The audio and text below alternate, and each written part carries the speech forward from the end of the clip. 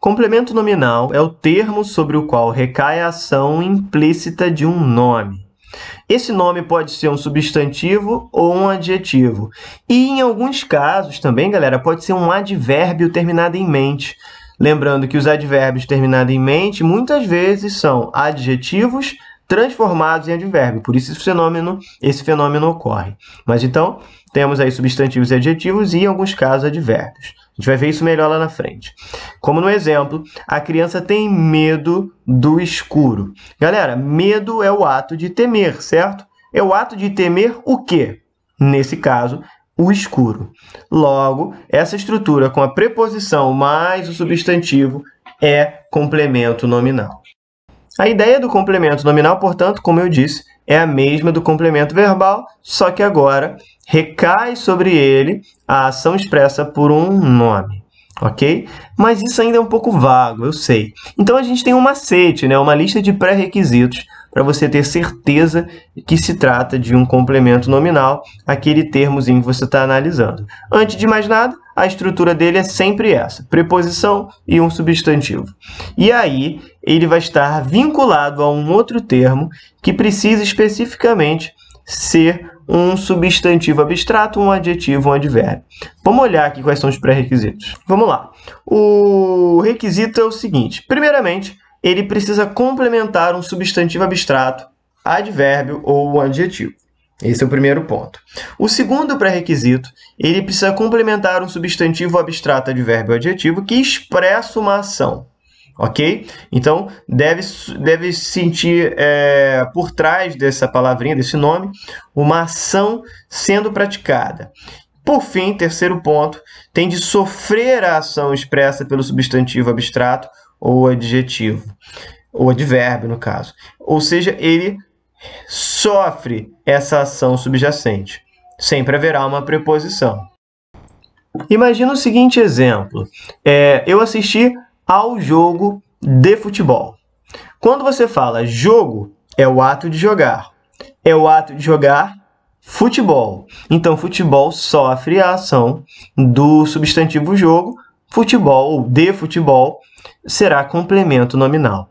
Agora, se eu falasse assistir ao jogo do Flamengo, vejam bem, jogo, substantivo abstrato, expressa a ação de jogar, só que não recai sobre o Flamengo, porque não é o ato de jogar o Flamengo.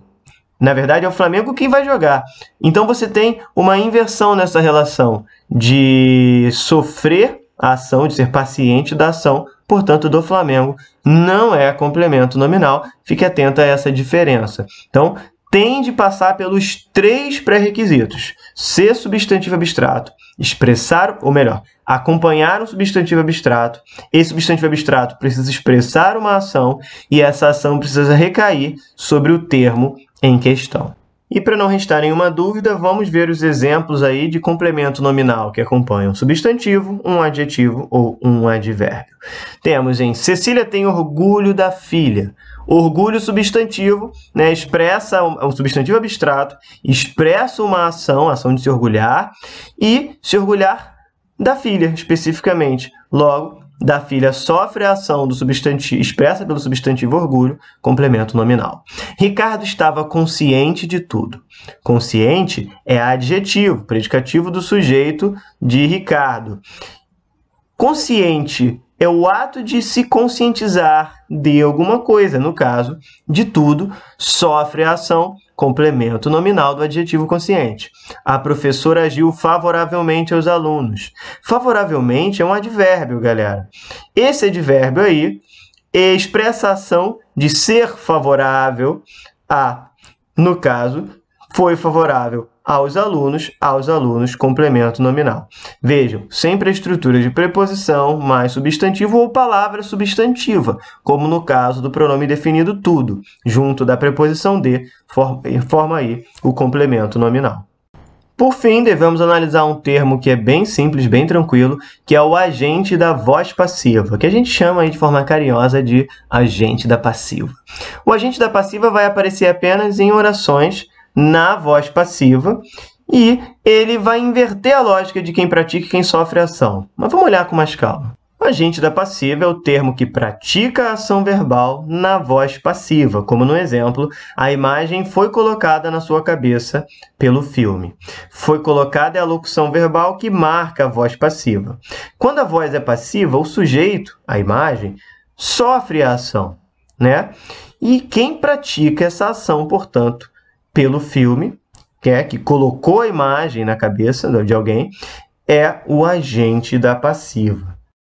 Ou seja, você identificou bem que a oração está na voz passiva, nenhum trabalho para chegar ao agente da voz passiva. Ele normalmente vem com essa estrutura aí de preposição mais o substantivo e ele pratica a ação efetivamente. Se você tirar da voz a passiva e jogar para a voz passiva, esse cara, que é o agente da passiva, certamente se transformará num sujeito. Portanto, também tem esse macete aí para você saber identificar bem o agente da passiva. E para não restar nenhuma dúvida, né, eu trouxe aí para vocês o que são as vozes verbais, como um lembrete. A voz ativa é quando o sujeito, ou seja, aquele com quem o verbo concorda, pratica a ação verbal. O goleiro defendeu a penalidade. No caso, o goleiro pratica a ação, a penalidade sofre. Voz ativa, quem pratica é sujeito, quem sofre é complemento verbal. Na voz passiva, aquele que sofre a ação vira o sujeito. Então, a penalidade, que era o complemento verbal, passa a ser o sujeito aqui, ó. A penalidade foi defendida pelo goleiro. E aí, aquele que pratica a ação não se transforma no complemento, óbvio, se transforma no agente da voz passiva, pelo goleiro, agente da voz passiva. Temos ainda a cargo de informação a voz reflexiva. O goleiro defendeu-se das acusações. Isso acontece quando o sujeito é o termo que pratica e sofre a ação ao mesmo tempo. Você vai ter sempre um pronome reflexivo indicando a voz reflexiva e também é tranquilo de identificar. Então é isso, a gente fica por aqui. Espero que tenha sido clara e objetiva essa nossa videoaula aí e que você tenha entendido bem quem são os complementos e o agente da passiva, termos integrantes da oração. A gente se vê numa próxima aula. Até lá!